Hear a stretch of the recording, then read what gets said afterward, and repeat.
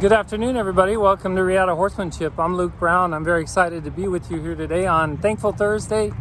What a beautiful day. Getting a little hot this afternoon, but we've had some great weather this week, and certainly the mornings are so nice and cool and just delicious to be in the morning down here in Santan Valley, Arizona. The horse that I have right now that I'm riding is Doc. Doc is a 5-year-old quarter horse that came to me for some training for 6 weeks. And he's pushing the end of the 4th week, I think. It's hard to believe how fast time flies when I'm working with these horses. But Doc's coming along quite well. His biggest challenge has been getting out here on the suburban and rural trails and being confident out here. He's just been real cautious, real spooky. He hasn't necessarily bolted much. He did spin around and kind of bolted a little bit one time when some horses with fly masks and fly sheets and fly boots came trotting up to him. He didn't think that was, he thought there were a couple of them, or actually 4 of them, 4 monsters coming at him. So he was quite afraid of that, but he came back around, got used to that, and he just keeps getting used to things. You know, he's a horse that had some training in an arena prior to come to me. I'm not sure exactly where that training was or who did it, but he has a pretty decent foundation on him, at least in the arena. He's a little gets a little lazy and needs some more work on actually sensitizing and desensitizing. He was pretty spooky to a flag and to a plastic sheet and that kind of thing. But he's getting much better, still a little wary of those things, but getting a lot more confident. And out here on the trail, whether it's suburban or rural trails, he's getting better. But like, I just went down a street a little while ago, and it was probably a quarter mile street, and it took me probably 45 minutes to get down it because there were some things. There was actually somebody, I think, set up for some kind of Halloween party, and they have these big black plastic sheets that are covering their whole yard. He's a little bit nervous about coming through this spot, and he was deathly afraid of that. And the opening had a bunch of slits in the sheet. And then the wind was, there was a little bit of a breeze and it was blowing those around. So it took us probably 20 to 25 minutes at that one spot, just working with him, moving him right to left, getting him to listen to me and not be deathly afraid of that stuff. But he's getting better. That was the most challenging thing he's had so far, besides those horses coming up to him. And he's getting to the point, you know, his owner didn't know whether she could trust him out here. And he does have kind of he appears to have an explosive personality, so that if he spooked, you know, if you've been around horses enough, he might feel like a horse is going to spook and buck with you.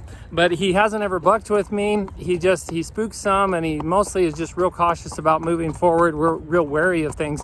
But he's coming along, getting much more confident. I'm able to trot him a lot of places now in this area that before I could hardly get him to walk down. So I just keep challenging him and putting him through the obstacle courses out here, the natural obstacle courses that have been created by humans. And I'm very thankful for this area that I get to work in.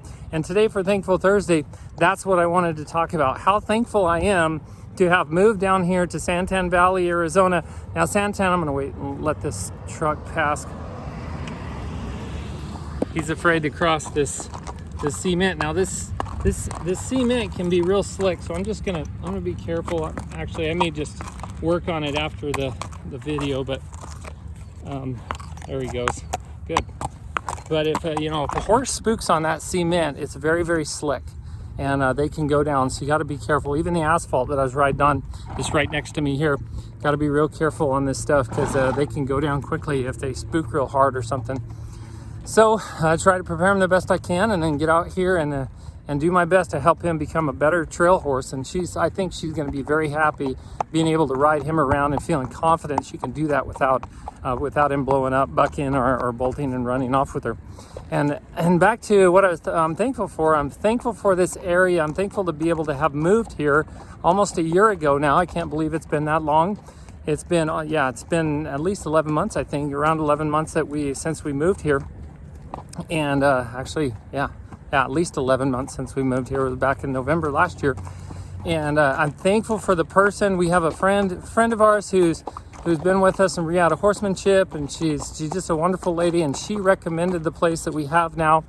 and we were able to get a good lease on this place for a few years, and I just feel so thankful for this place, feel thankful for this area, for all the things I get to help the horses with, help them overcome all the fears that they have, and horses really become quite good suburban and rural trail horses when they're with me.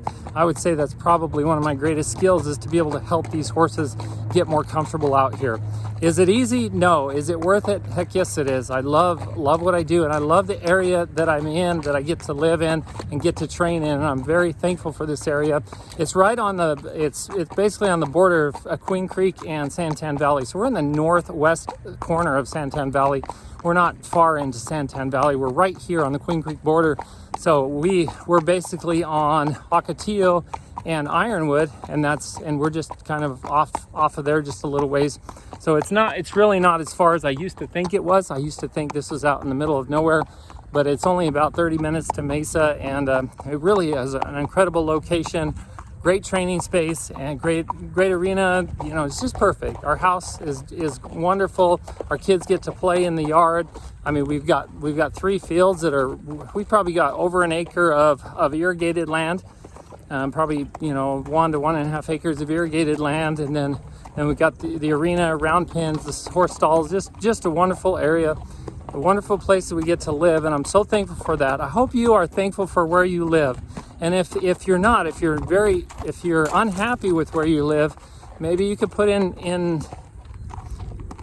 in your mind that where you want to go, and then start that process. Decide where you want to go, and then set that goal, and then start taking the small steps it requires to eventually get there. Remember, the journey of 1,000 miles starts with 1 step. So take 1 step forward, then another, and eventually you'll achieve that journey. Whatever you want, you can achieve it. And we love being here. Of course, we won't be here forever, and those plans are in the mix, and we'll be discussing that later in the next year or two. We'll be discussing what our plans are. But for now, I am very happy being here in Santan Valley, Arizona. I'm thankful for that, thankful for the horses, thankful for all of you, thankful for your taking the time to watch this video. I hope you have a wonderful day. Until next time, be thankful, live with purpose, live with passion, and as always, stay safe in the saddle.